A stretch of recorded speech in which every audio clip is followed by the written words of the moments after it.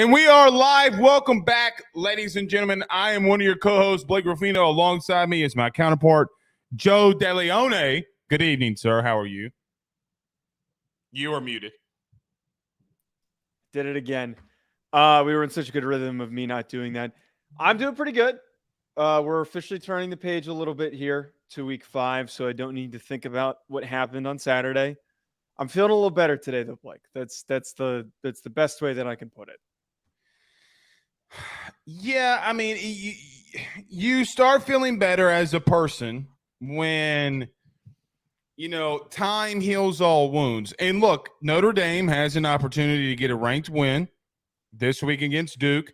Mm-hmm. Look, their season's not over. I don't know why people continue to think that it is. They still got to play USC. There's a long way to go. I still think that there's a possibility that a 2-loss team could get into the playoff. So, look, their season is not over. So don't act like – look, as an LSU fan, everybody thought that the year was over when they lost to Florida State, and then 3 weeks later, everybody said they might be the best team in the SEC. Right. So I'm not upset because I think that our season's over. Just a little bit more cautious. Frustrated by the outcome. I was frustrated by the outcome, and I think I've come to terms, and yesterday I had come to terms with that there's still a lot of potential for what could happen the rest of the year. We need Ohio State to win out, basically. We need Ohio State to finish undefeated and make it into the playoff to help our case here. And maybe if we do have that second loss and we're the first 2-loss team to make it into the playoff, we need to only lose by less than a touchdown to USC. There are a lot of things that need to happen, but it is certainly possible. What's that grimace that you're I don't think Notre Dame as a 2-loss team can get in not being in the conference.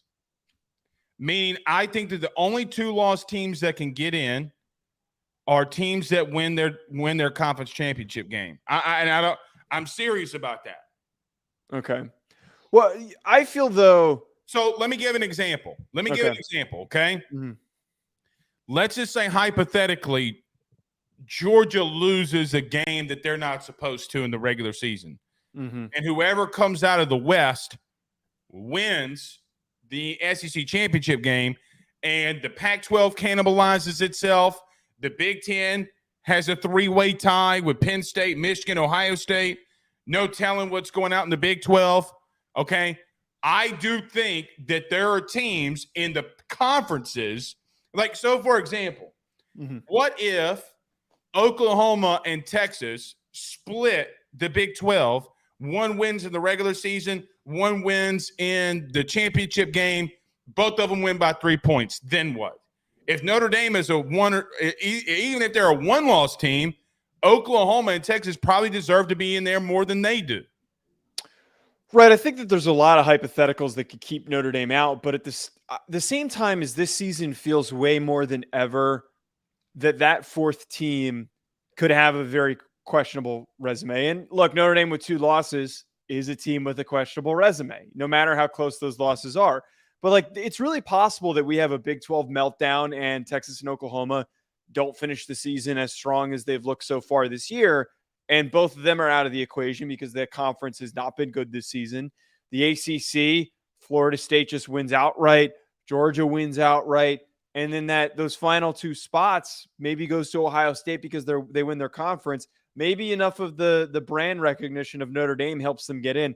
I don't know. I'm just trying to think up some ways that I can be optimistic. The West Coast is going to keep a team out, in my opinion. Yeah. One of those West Coast teams is going to probably keep them out. But, I'm about to rip you alive about your top 10 because you got 4 of them in your top 10. Well, that's because we're early on, and all those teams have looked really good. They're going to beat up on each other. Putting Wazoo at number 10. Oh, come on, man. They looked great this past weekend. I don't care if Cinderella or Jesus Christ himself came down and played quarterback. You had no business. And to be real with you, I love you to death. You have no business putting Washington into the top 5. Okay, I'm keeping Washington where they are, and I'm not going to move them. I am very confident in Washington, and I actually moved them back because I wanted to move up Ohio State. I know we're going to get to this, not to spoil too much, but if freaking Utah can move into the top 10 after what happened this weekend, where they played a really sloppy game and snuck out with a defensive performance, then you know what? Washington State deserves to be in that conversation with them, and I went with Washington State between the two of them. Let me just give you a hypothetical. Okay. Or not even a hypothetical, but let me just tell you the truth. And this is going to come off differently because I'm going to use LSU in this analogy. The Florida State loss, to me, is better than any win Washington has right now. No, because a loss is still. Wait, we're 40. Hold on. A loss is still a loss. Hey, hold on. They let Cal beat that secondary to shit. Cal was beating that second. I don't. Joe, what did you say yesterday? Turn on the what? It was 59-32. The what, Joe? It was 59-32. Turn on the what? What? Turn on the what? The film. And I guarantee you that there are 7,000 receivers better than what they have at Cal. And at 7 a.m. this morning, when I turned that film on and I saw Cal whipping that ass, and weeks earlier, I saw Auburn go into Berkeley and wax that ass defensively. What? All right, we should save this yelling match for when we get into the top 10s. But okay. I'm just saying, a loss still is a loss. Beat Cal. They have dominated everyone that they've played up until this point. That's a pure eye test placement, okay? I think that they look really freaking good, and I stand by it. And I think that at the end of the season, they're going to be the Pac-12 team that makes the playoff. And I'm not going to place that team outside of the top 5. I'm confident in them. We'll see what happens. You're wrong. Let's get to our good friends over at BetOnline. All right. That's not what I was expecting. Go ahead. I wish I could do that for every draft pick that I think's wrong. I probably should start doing that. Anyway. Should. All right. Everybody do us a favor, though, before we get rolling. We talk about our top 10, our Overreaction Monday, and we preview Kansas and Texas. So we got a lot to get into here today. Before we do that, everybody do us a favor by hitting the like and share to all those social media groups, share to all those social media pages. If you're listening to us on YouTube, like, subscribe, and notification bell wherever you listen to podcasts. Rate, review, and subscribe. And if you're watching us on Fubo TV, welcome, welcome, welcome. Let's talk about our good friends, though, over at betonline.ag. We got a lot to unpack. We do that next. BetOnline is the fastest and easiest way for you to wager on all of your favorite sports, contests, events with the first-to-market odds and lines. Find reviews for all the news for each league, including Major League Baseball, NFL, NBA, NHL, combat sports, college sports, esports, and even golf. BetOnline continues to be the top online resource for all of your sports information for live in-game betting, props, and futures. Head on over to BetOnline today and use your mobile device to join and make your first sports bet. Use our promo code BELIEVE50, that's BELIEVE50, BLEAV 50, to receive your 50% off welcome bonus on your first deposit. That's betonline.ag, betonline.ag. We're back. If you're going to be a team like Texas, I can't believe I got to say this, you got to steamroll Kansas. I agree with that. I think that's a really good point. I know that we're going to be previewing that game a little bit later on, but if you want to remain in that top discussion, Kansas is a good team. I agree. Beat them by two scores, prove you belong in the top 3 again. I agree. Let's do our top 10, Joe. So let me start off by saying this. I don't understand how teams can win emphatically or win really good games like Ohio State did this week against Notre Dame and move back. I think that they need to blow up the AP poll. They have people in there who have no business voting on it. I want to be cautious with this, but they're just people. Oh, you're froze. Okay. No. They're just people that have never played the game that do not deserve an AP vote. I rest my case. It's not like the AP matters anymore with the playoff committee, But I do digress there. Let's talk about your top 10, though, Joe. Here we start with here. We start with you. All right, my top 10 is as follows. No movement at number 1 and number 2. Georgia, Michigan, Florida State stays at number 3. I don't get the bit of moving them back after Georgia and Michigan have not played anyone, and Florida State has 2 close wins, and we're shuffling them backward. Doesn't make any sense to me. I moved up Ohio State because that is a really quality win against Notre Dame to put them at number 4. Number 5, Washington. You're a hater. I'm keeping them at number 5. Number 6, Texas. This got a little bit of flack. We're going to get to that in a second.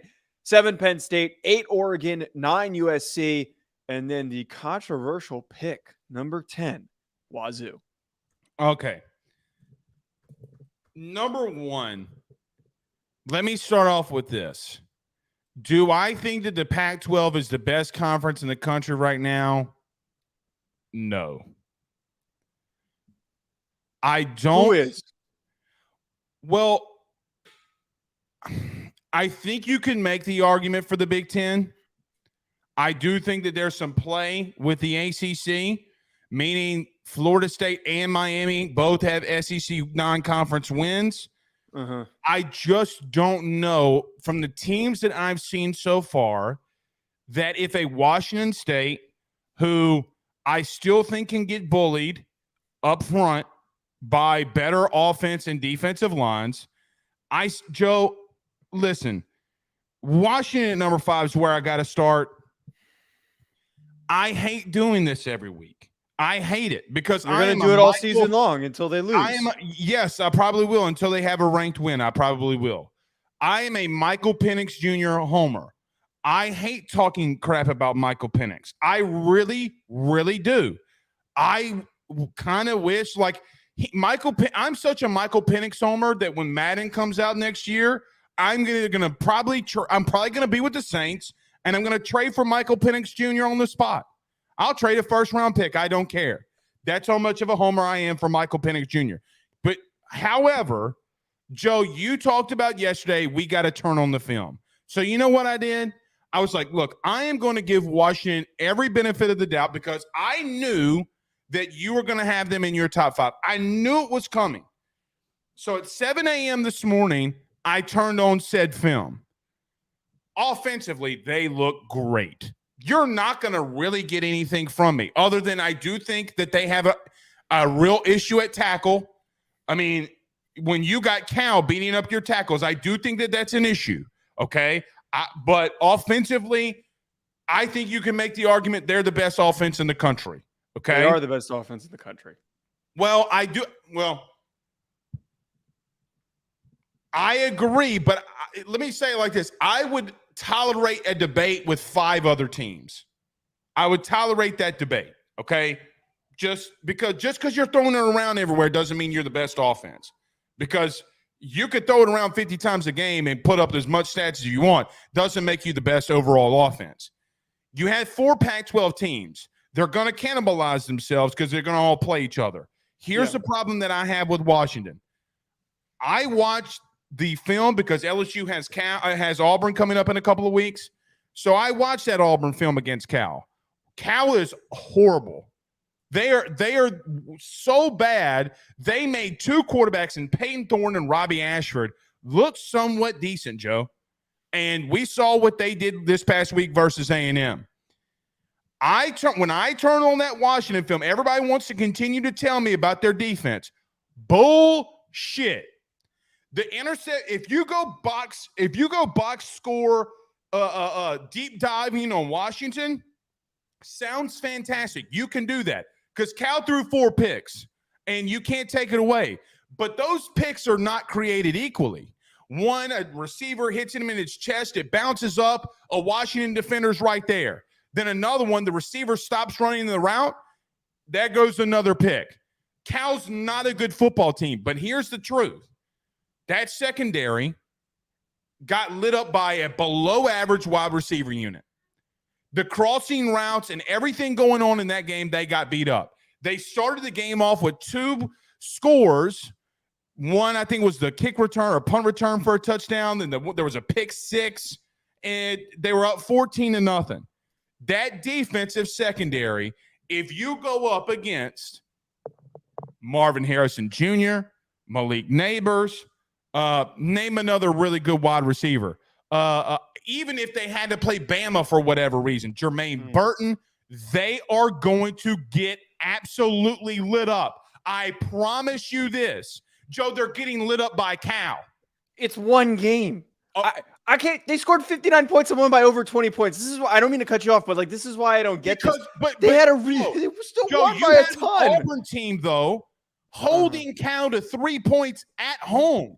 You get upset at me when I do the transitive property. So why are you suddenly doing it? Cal plays Auburn, gets a field goal. Then they play Washington at home. Then they play Washington on the road and start kicking some defensive ass. And I'm not supposed to. How is that transitive property? You have look. All I'm going to say is I feel like every week with Washington, I feel like you try to come. You try to come with a different angle on why they don't belong where they're ranked. It's always been defensively. It's fine if you don't like them. Like, I get it. You want a more well-rounded team, but they are really well-rounded. They haven't played anyone. I will concede that. They have not played anyone if they have, then you should have Texas ahead of them. I just think that if I showed up with Washington versus Texas, Washington wins that football game. I have seen enough, and I've broken down the all-22. I have evaluated multiple players on this Washington team. I really dove in on that Washington-Michigan State film because that wasn't ass-whooping the game that they had against them. Okay, now go do Cal and tell me why guys are running wide open. Look, you're not going to be perfect every single game to still win by over 25 points and put 59 on the board. And 13 of those points were scored in the fourth quarter when the starters were out of the game. Okay, so hold on one second. 2019 LSU, you've admitted, is the best overall team that we've ever seen, right? Yes. After they played Alabama and Burrow, who's going tonight, by the way, and won, they let John Rice Plumlee and Ole Miss run for almost 400 yards on them and that defense. It was a bugaboo all the way up until Texas A&M. It almost got them beat a couple times. But you know what it took? A fantastic offensive effort every single week. Now, can they do that? Yes, but it does not stop the fact that they can go up against a team like, Joe, if Washington and USC play today. Washington beats USC. Why? Washington looked like shit against Arizona State last week. So, Caleb Williams is going to – they're going to, without a shadow of a doubt, Caleb Williams is going to put up 400 plus, probably go for 450 and 4 scores. That Washington defense is not as bad as you think it is. They had one game where they put up arguably the points best team that they played against. You had dudes running wide open. And we're talking about Cal, Joe. If we're evaluating from what we've seen so far, you can convince me that Texas. Go ahead. All I'm gonna say is that here's the problem with this: you're looking too deep into a game against Cal. I'm evaluating what they've done the whole season. What do you want me to do? Go against Michigan State when their coach is having consensual phone sex allegedly, and they have all those things going on? Joe, that game should not be evaluated, and you know that. Boise State. What did you say against Boise State in the first half? Oh, why does Boise State have dudes running wide ass open? Do you want me to break that one down too? They still smoked them. Washington is a really good football team. But, Joe, if you have a better overall team going against them, you cannot have them at 5 when they have not answered the bell defensively. They have played subpar teams, and you know it. They have it. I'm not going to sit here and admit that and try to make excuses for their opponents. I just think that sometimes when you play bad teams, you're not going to be perfect all the time. Yes, there's going to be instances in the end of the game where you give up 2 touchdowns to make the score look better than it was. I don't really dig into what the score was against Cal. Yes, it's not great that they gave up 30-something points, but they're still a really explosive offense, and their defensive line and linebackers get after people. Yes, there are some secondary concerns, but I stand by the fact that if they go up against Texas right now, which is the real team that's in the debate for who belongs at 5. Is it Texas or is it Washington? And between There's those two no teams, way that you can put Texas behind them after the schedule that they've had. I'm going off of the eye test. We're only 4 weeks into the season. I am more of an eye test to person than I am a reward resume person. If you're not a resume person, then I'm not. I'm really not a resume person. Unless you have losses, if we have all these undefeated teams, I'm going off of how they've looked in the games when I've watched them. What stands out and what is going to help them win on a weekly basis? Texas played great against Alabama. That's an awesome win. They moved up so far. I respect them, and I think that they're going to beat Kansas this week, and I think that they're going to win the Big 12. But at the same time, they allowed, 24 points to Jalen Milroe, a team that they should have blown out if there was that much of a separation between the two of them, as some people have illustrated. Okay, well, then you can't say the same for Florida State then. Then Florida State should have gone into Howard's Rock and blown out Clemson. It happens. No. And then you said the same. Well, it happens with Washington. Clemson's better than Alabama. I think that Clemson is better than Alabama right now, but they're not going to be ranked because they have 2 losses. I'm not going to argue that point because I do think that that's somewhat interesting. But you have to reward teams for going on the road early in the year. Because here's the truth. It's going to take Washington 7 weeks into the season before they even really get tested. 7. And this is why I think that this is a point of contention between the two of us, because yes, there is a little bit of a projection in here because again, I like to go off of the eye test. I like to go off of who is consistently dominant and showing me signs of being college football playoff worthy. I don't like to rank teams purely off their resume because you can get instances because that's exactly why Colorado was ranked as high as they were. Colorado was ranked as high as they were, and now they're not even in the top 25 because they beat TCU, who was ranked and was in the national championship. That's a whole different beast, though. I don't think so. I think it's their resume. But you know what? I'm going to tell you something that you don't want to hear. What? I could make the debate, even though it'd be complete horseshit. I do think that you need to reward Colorado more than Washington. No, you can't. Wait. You can't lose. Hold on. 40. Just hear me out. They have played more Power 5 teams than anybody in the country. You still lost by 40 to Oregon. And it's an embarrassing loss. Then you know what? You shouldn't have given up 20 plus to Cal when Auburn can go to Berkeley and whip that ass. Auburn might. Brother, let me just say, Auburn's the worst team in the SEC. It's not Mississippi State. Yeah, they are the worst. Okay? Well, no, Vanderbilt. And that defense is horrible. They are not good defensively. And Cal could not move the ball on them, Joe. They couldn't. You know that that's true. All right. We spend too much time every week on Washington, so let's talk about yours. Here's mine. We have the same top 4. I have Texas at 5, Penn State at 6, USC at 7, LSU at 8. Give me the homerism, boos. Washington and Oregon. I will agree with you on this. There does have to be projections into this, but go ahead and tell me why LSU has no business being in there. I mean, I look at this and I don't have any issues with it. I think that for the most part, I think Penn State being where they are at 6, it does feel a little high against, beating the crap out of a pretty Joe, you have them at 7. I do. I do have them at 7, but off the top of my, I have Washington and Texas ahead of them. But I do have to point out that your placement of LSU. I have no problem with ranking LSU. I am fine. No, I did not rank LSU. Okay, I removed them. I just think I know that Arkansas game every single year is so difficult. It's one of those rivals that you play that it's always going to be close because they're going to give you your best. But right now, Arkansas is in a position where Sam Pittman could probably get fired by the end of the year. This Arkansas team does not look great.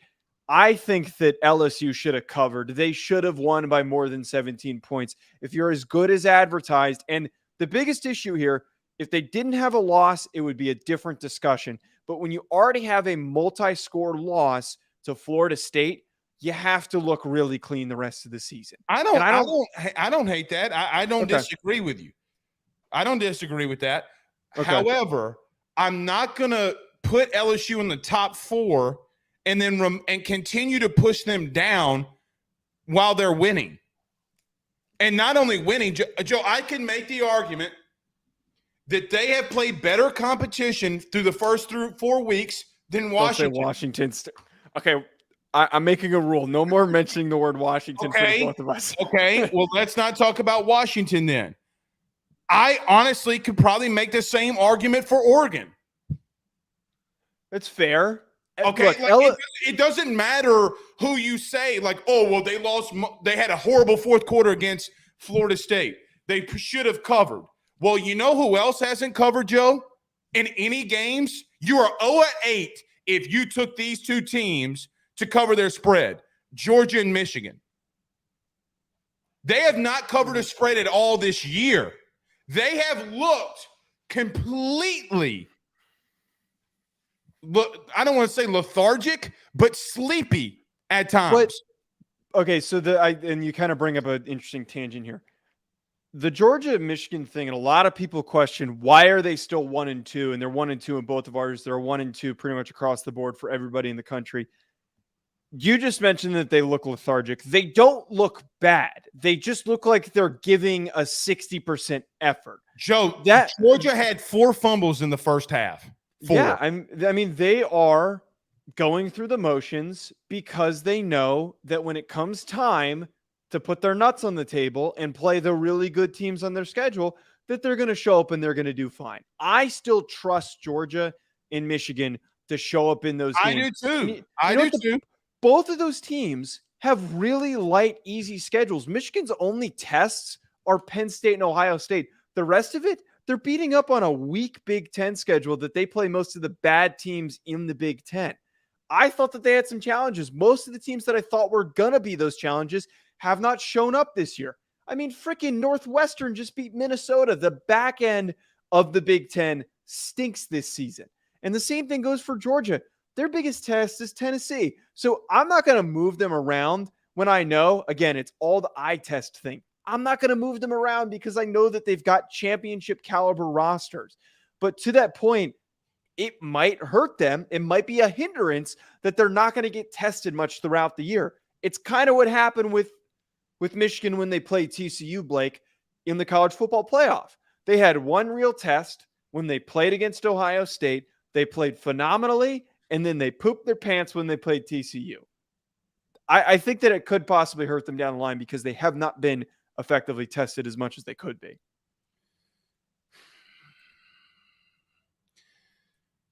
Possible. It's extremely possible. But let me just tell you something. I am on the cutting edge of taking Michigan and Georgia out and inserting what needs to be inserted. I probably will give Georgia the benefit of the doubt until they lose, but I am really close of taking Michigan out.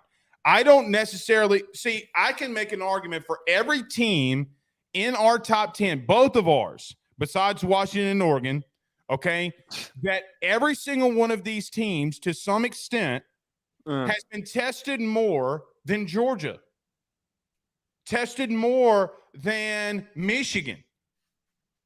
And, I mean, I can make the argument. You talked about LSU. I can make the argument to date, they have had the toughest schedule in the country. Okay. I don't know if LSU really plays into the conversation, but like what you're talking about here is part of the point, because for those that want to move back Michigan and Ohio and Georgia because they haven't looked as dominant as they could. Well, specifically Michigan because of, like we've seen them do this before. They get to the playoff and they get them cheeks clapped. Yeah, but I'm not worried about the way that they've played. Like they looked really good against Rutgers, and they took the foot off the gas at the end of the game. State looks good against Notre Dame. But my point here is that all those teams at the top, we can pinpoint some issues that they've had that has shown up on film. So like Florida State, we talked about their offensive line. I'm a little worried that maybe they go up against Miami. Maybe they go up against somebody else down the line. UNC, I don't know if they play UNC off the top of my head, is a really good pass rush that they showed against South Carolina. That offensive line could hurt them. That they have not been a perfectly well-rounded team. Washington, you're pointing out some of their deficiencies. Texas has their own deficiencies. I just think that because this year there is no clear-cut guaranteed this is the best team in the country, it is unfair to claim that somebody doesn't belong in the conversation when I think that there's so many teams that do belong in the conversation. I don't think you can be wrong after 4 weeks. I just don't think you can. Well, I'm going to be real with you. I don't know how you don't, based off your logic, I don't know how you don't have Missouri in the top 10. They've got one ranked win. Well, by the way, wait. By the way, so this is why I have Washington State in there. Washington and Wazoo have none. Oh, wait, Wazoo. Wazoo is 2, but that's my whole point. Okay, wait. So, by the way, we didn't get to this, and I want to talk about this. That they have 2 ranked wins. They beat Wisconsin, who is a quality team, and they beat Oregon State. They are ass. It's still a Power 5 team. That's a better win than anything that Colorado had, and some people were arguing that Colorado should have been a top 10. I think TCU is better than Washington. Than Wisconsin. No, both of those wins are really, really good wins. And talk about a team that's been airing it out and looking dominant. I think that Washington State has looked really good. That Oregon State game would have been more lopsided had Oregon State not scored a meaningless late touchdown. I don't know, dude. I think Washington State belongs in there before Utah and a lot of these other teams. They've got a good resume and they look good on the field. So here's the thing. I don't understand how people continue to put Utah in the top 10 without Cam Rising. Maybe that's the argument. And once he comes back, they're going to be even better. But I don't know if that's a guarantee. Do you know that he's coming back? And when does he come back? Right. And how much rust does he have? Right. To get thrust in 5 games into the season, not playing a single snap or getting hit. And so here's the thing. How long has he been out for? Is this coming up on like 10 or 11 months? Like how long has it been? It was January. So 9 months. 9 months. So coming up. Okay. Well, that's not too bad. That's not too bad. ACLs can take up to a year, man.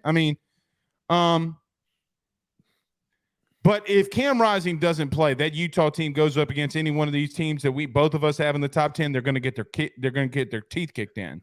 The proof that they could only score 14 points against UCLA. Their defense is good though. Like that's a top 5 defense. They ain't better than Washington.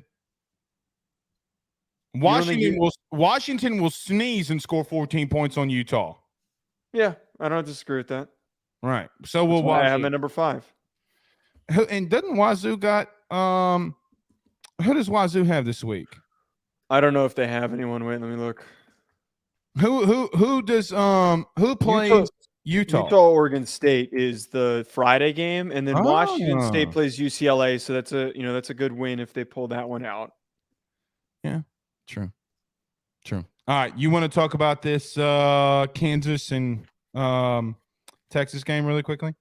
Let's do it. By the way, before you get to that, I just want to say it's crazy that they're not sending game day to this game. The fact that they're going to Duke Notre Dame is kind of stupid. We were just there for Notre Dame.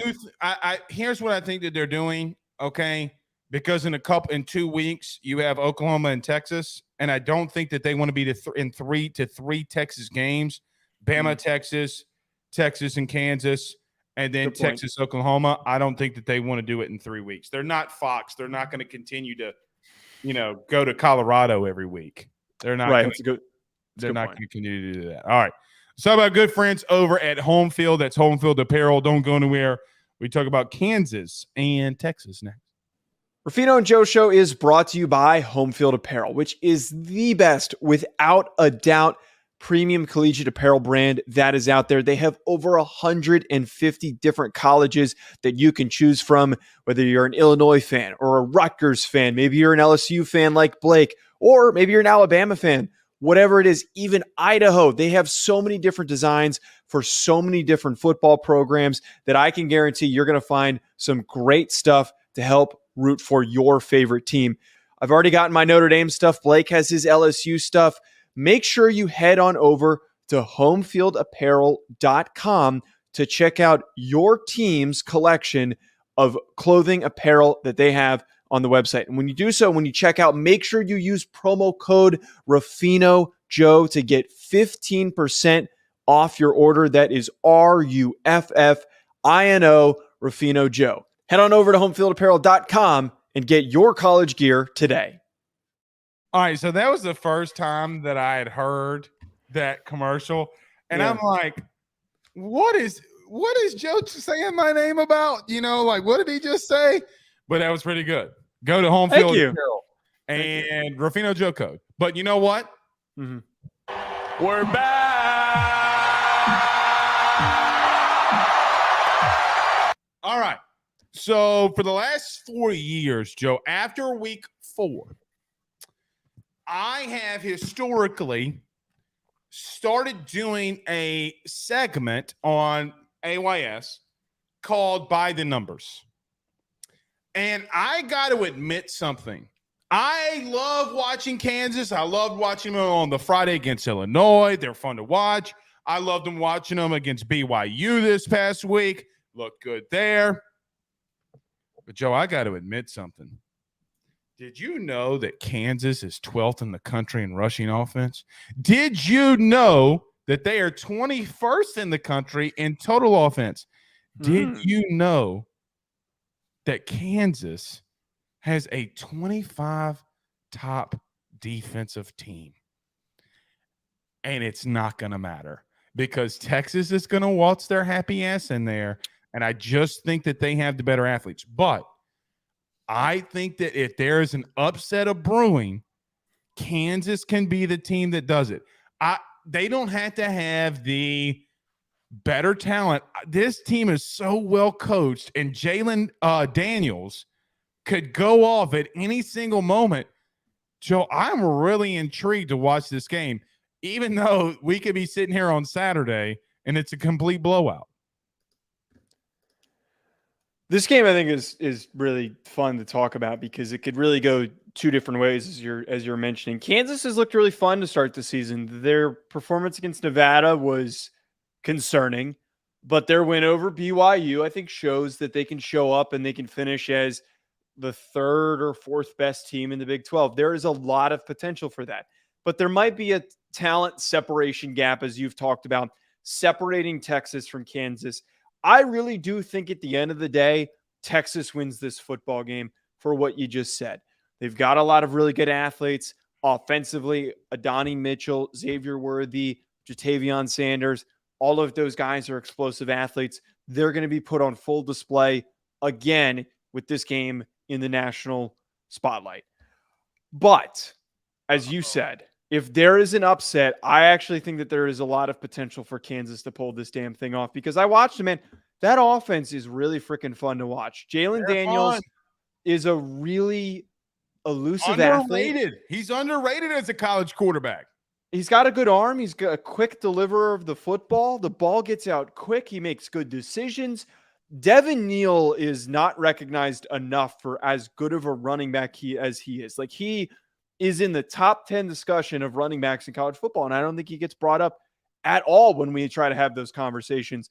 That run game has to be effectively stopped by Texas, and I feel like with what was allowed by Alabama, despite how crappy Alabama has looked, is a little proof of if Kansas shows up with a slightly better, actually not a slightly better, a much stronger cohesive unit that can actually throw the ball, that can cause some problems for that Texas defense. I will say, though, one of the things that did concern me when I watched some tape, I feel like Kansas does not do a very good job of covering athletic tight ends. That happened against BYU, and Jatavion Sanders is the type of guy that could do some damage in this game if they don't cover him effectively. So Kansas is 47th in the country in passing yards allowed. Keaton Slovis did have 2 interceptions in this game. He went 30 of 50 for 357 yards. And the only thing that I can continue to think about Kansas is, man, I know that we talk stuff about Quinn Ewers. What Quinn Ewers is going to show up? Like, what Texas offense in the first half of this game is going to show up, because if you are playing slow and playing sloppy against a team like Kansas and you keep them around, you're going to lose. If Texas has to go out here early, start throwing haymakers, start laying down the wood, no pause, no lube, they're going to have to take it to them early, because if they let them stay around, this Kansas running game is going to get going. Joe, they ran the ball for 221 yards this past week. Devin Neal's another guy. But the Highshaw kid had 8 rushes, 60 yards. Jalen Daniels, 9 carries, 54 yards.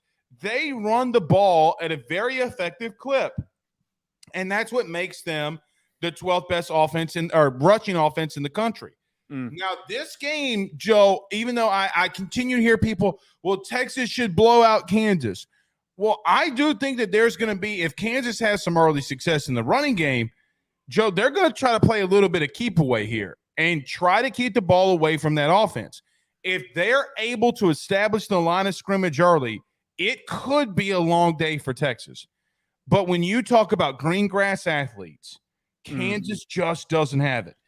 They're 47th in the country in passing yards allowed. I don't know if they have enough to stop. I don't know if they can scheme things up enough.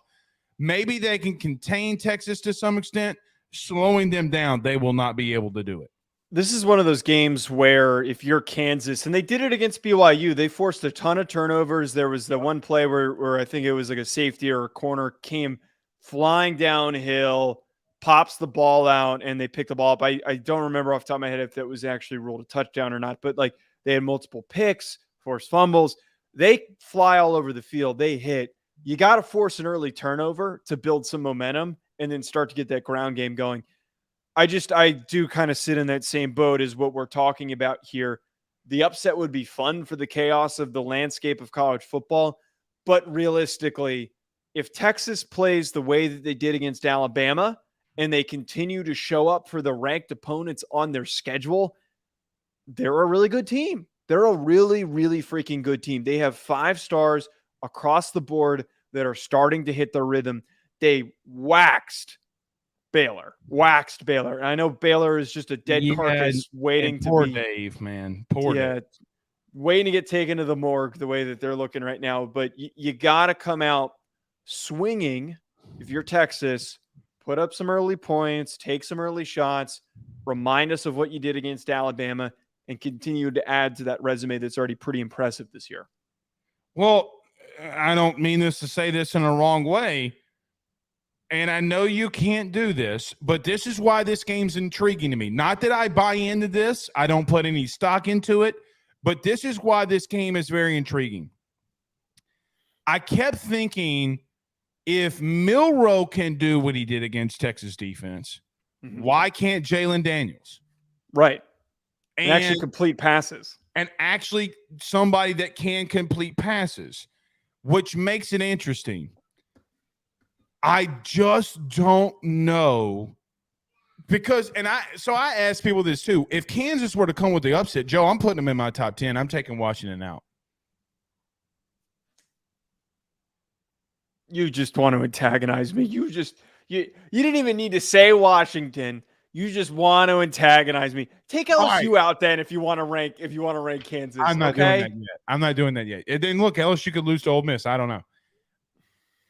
I do think that you're going to have a serious conversation with yourself if you don't put Kansas in the top 10. Joe, they will be 5-0. Yeah. They will. I mean, okay. Actually, wait. Wait. I'm gonna stop the cap there. They did not look good. They didn't look good against Nevada. You're not a top 10 team against Wyoming. They still won by 21 points when they turned it on. Let me pull but here's the thing though.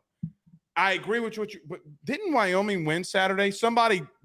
Wyoming's 3-1, brother. Wyoming did win. They beat App State. I won some money on that.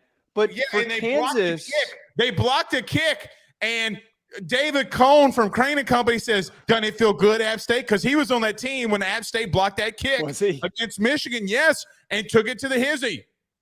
It's a little salty. Wyoming might be the best group of 5 team in the country. Okay, but Nevada sucks. They're 0-3, and they only won.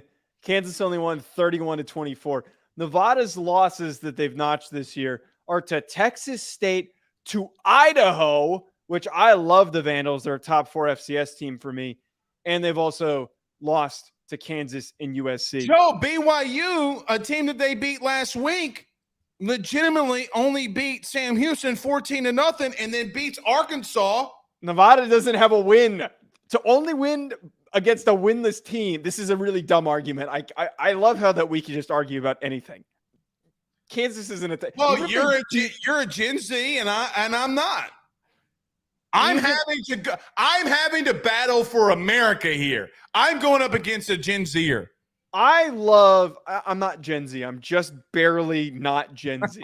I think. I don't know what the cutoff is. It's impressive if they beat Texas, but I'm not putting them in the top 10. They'd be like 13 or something fun like that. But that's fine. I was just pushing. I know. It doesn't matter because Texas is going to win this game. I think that we're going to continually be reminded that there are, as you love to phrase it, green grass athletes, that guys that just pick up speed in an instant. I think that there's going to be probably like a couple long touchdowns to Xavier Worthy and Adonai Mitchell. And we're going to be like, I think Sanders is going to go off. I think the tight end Texas Sanders could go off. If you can, on Underdog Fantasy or one of those places, put a wager on receiving yards for Jatavion Sanders, go do it right now because that's probably going to hit. Probably will. One last thing about this before we get to Overreaction Monday. Yeah. If Lance Leipold is to beat Texas by some way or another, he's gone from Kansas. It won't matter what happens. It won't matter what happens the rest of the year. Yeah. Michigan State could come calling. You know what happens at A&M? Who knows? I still think A&M could go 8-4, 9-3 with Max Johnson. I think they could hold down the fort until then. I just think it's interesting. I do think it's, but and another thing too, Joe, Kansas, for what it's worth, they poured $300 million into football. And they gave him an extension. They gave him an extension. So we keep talking about the Jayhawks. They have an AD out there who wants to win in football and very badly. They have done not even a part of the $300 million that they've dedicated to football. They went up another step and started adding on to their football stadium. So they are pouring in the resources. And I will tell you this, when you have people that pour in resources and you're winning, what honestly is what's happening here should be happening at Nebraska. Yeah. Like it really kind of should be Kansas, really and truthfully, that should be happening in Nebraska.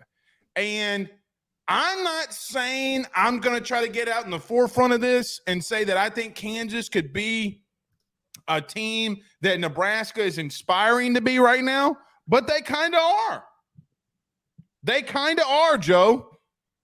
I don't see a reason why that they can't be in the new look Big 12.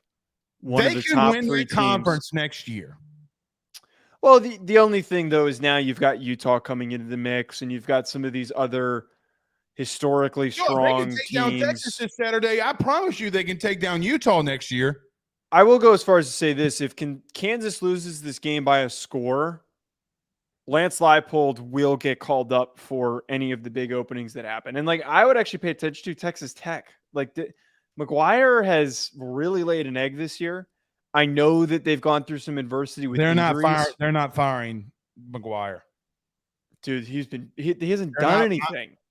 I'm just telling you, they're going to give him another year. I would be shocked. They got that oil money. I don't know. I feel like that they might be a little impatient. I read a really good article on it. One of their donors is big oil money, and they're really trying to turn. He also got caught with 72 prostitutes too. Wait, really? I didn't know that. Yeah. So all right. Well, they did push out the guy before McGuire to bring in. They pushed out Mike Leach. Yeah, they push out anybody as soon as they're dissatisfied. So I don't. I agree with you. Probably not, but it's possible. Let me say this before we get to Overreaction Monday. Actually, you know what? I'm going to add that to my Overreaction Monday. So let's start there. Joe, I have two. So let's change the page on this. Yep. I have two Overreaction Mondays. You ready? Mm-hmm. I'm not going to go for the low-bearing fruit and talk about Colorado. And by the way, if there's something that you need to clip and tag this person in, here it is. Keyshawn, you did not hear from somebody on the Oregon staff that you have other teams game planning for them against Colorado. I'm not going for that low-hanging fruit. Florida State. Mm-hmm. Why people are freaking out about, oh, well, they had to go into overtime and win. When you have a team like Clemson, who, quite honestly, you just said earlier might be better than Alabama, which I don't necessarily disagree with. It's hard for me to see that, like, hey, man, they have the most impressive resume in the country. If you're a resume person, meaning you do your top 10s by resume, there's nobody that has a better resume than Florida State. No one. They've done what they needed to do. They've taken down what arguably could be two top 15 teams. Clemson didn't deserve to be unranked last week. They didn't. Mm-mm. They're a top 15. They were a top 15 team, but they're not a top 15 team now.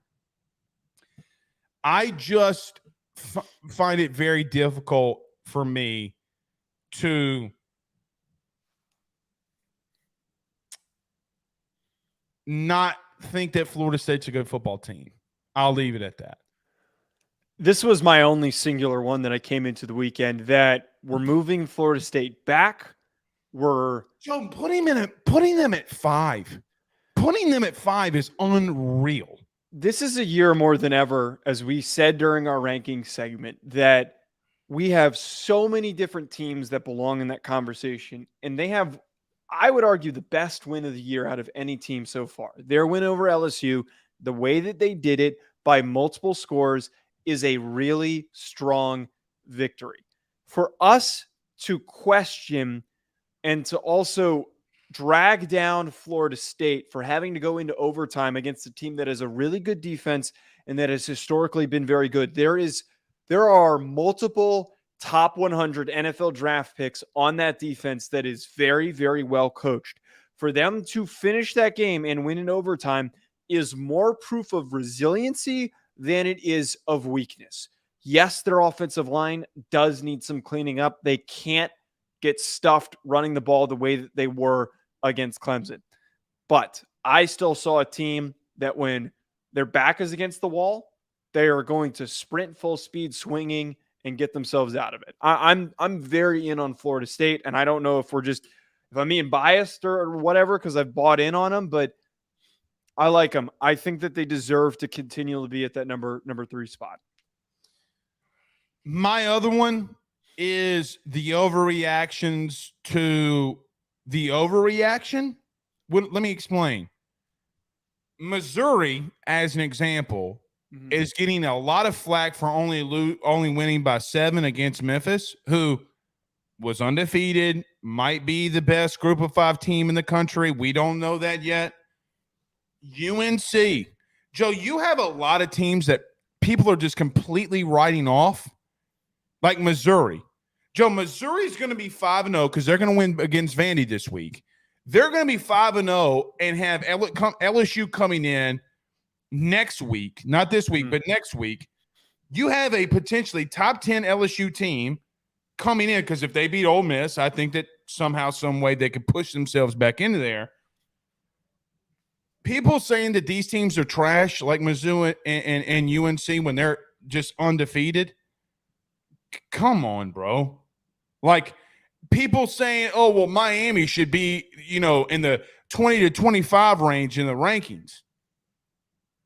Bro, Miami might be the best team in the ACC. They might be the best team in the ACC. Like, there's no reason why Miami should not be in the top 15, man. There's none. Right. There's a lot of making excuses, I think, for teams that are struggling and then attacking teams that have like one bad week. I mean, you even just did it with Washington. I'm kidding. It's a joke. But to your point, Hey, yes. Mr. Blake, don't talk about Washington. Meanwhile, you bring back Washington. You kept bringing up Washington. So I got one more dig in. I agree with you though on that. I think that like we need to settle down when teams have bad weeks. That's one of the worst overreactions that happens on a weekly basis. Good show, bud.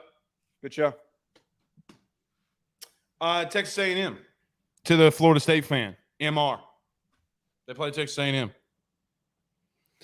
They haven't had a road game, it's true. But they have played somebody. And you can't just say that because you're a Florida State fan.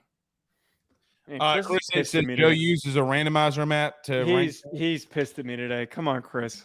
Yeah, no, he does not like you today. No. I mean, par for the course. We'll see you guys again Wednesday. Y'all have a good night. Peace.